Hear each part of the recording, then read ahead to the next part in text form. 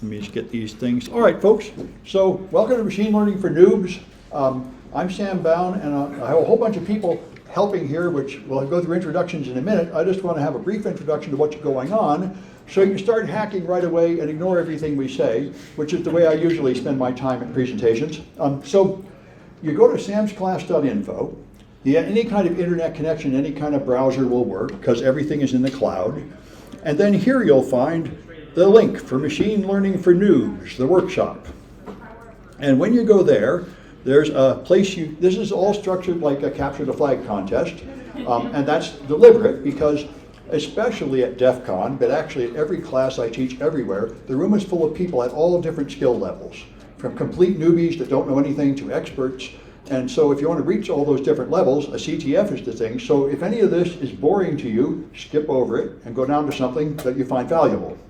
And there's a bunch of challenges here. Now, I got to warn you, this is not a serious CTF like the DEF CON CTF, where the challenges are new and you win a huge prize at the end. As far as I know, there's no prize. And these challenges have been up for a while, and they're from textbooks. They're not like secret, unknown things. The only purpose of a CTF is to trick people into doing the projects. It's pretty effective. A little bit of competition just keeps people moving. So anyway, we're going to cover a lot of machine learning topics here, all at a very introductory level, because I don't really know much about machine learning. Just like I imagine a lot of people. I actually did this like 35 years ago when it was incredibly primitive, and I had to defend my model of protein folding for my PhD thesis, and I modeled a protein as a clothespin, 2 sticks with 1 spring. And they said, this model could have been made in 1650, and I said, that's right. And they said, can't you do better? And I said, no, we can't. And we won't be able to do better for a long, long time. At that time, we couldn't even solve the heme ring, which is about 20 atoms. We couldn't even decide it was a bound state with quantum mechanics. It was totally beyond our capacity with the machines at the time. So I thought that machine learning predictions were 300 years off. And they got them working like 2 years ago to where they can actually model drugs on a computer that work with no testing. They have to test them later, but that's insane. So just like Ray Kurzweil said, and I also said he was nuts, and I was wrong, he said that around this time there's going to be this explosion of technological innovation from the smart machines that is going to make everything go up faster than it ever has. And it appears that he is correct. So anyway, everybody's discovering whatever you do, you got to learn machine learning fast. So that's what I did, like everybody else. So we're going to do the classic stuff where you attack the big learning models, OpenAI and Bard, where you trick them into doing what they shouldn't do. That's prompt injection. And then I'll mention some Google learning training tracks you should all be doing if you haven't. And then we're going to make our own machine learning models in Python. And we stick them all in Google Colab so you don't even have to have a local install of Python. Google Colab is amazing, gives you enough resources to do serious machine learning projects all for free. It's bloody awesome. And there's just a bunch of these. So we're going to just do some general machine learning things to show what it can do, then look at the inner components in detail and see some of the dirty, nasty stuff you really have to do to prepare data to go to machine learning models, which reminds me an awful lot of the dirty, nasty stuff I had to do as a database engineer at a financial company to get data set up for real use. And then we'll do some attacks and defense on machine learning. There are 2 ways to attack machine learning models. There is evasion and poisoning. Evasion is where you take, after you train a model, it will then do something like recognize a face or something. And an evasion attack is where you take real data and modify it so it fools the model. So you make a horse look like a pig or something by just adding a couple specs that don't look like anything to a human, but they're enough to confuse the model. So we have several evasion attacks. And the other attack is poisoning, which is where you change the training data to teach the model bad habits. And this, by the way, is what happened accidentally to Bard and OpenAI. They taught them on the internet. So they went to the nasty parts of the internet and learned bad habits like lying about the vaccine, being insulting and rude to people, talking sexual, dirty stuff to people, and all the stuff they didn't really want it to do, but it was in the training data and just they obediently learned it. Hey, what's up? There's issues with the Twitch stream, so just letting you know. There's issues with the Twitch stream. Uh-oh. Oh, let me take a look at it. Just letting you know. Let me know. I'm looking. Well, oh my. That's not good. Well, just a moment. Let me see if I can spot a problem. It says green here. Huh. Well, I don't know if that's, Well, I'm doing what I can. But, Try turning it off and on again? well, that is not a bad plan. The first thing is refresh that browser.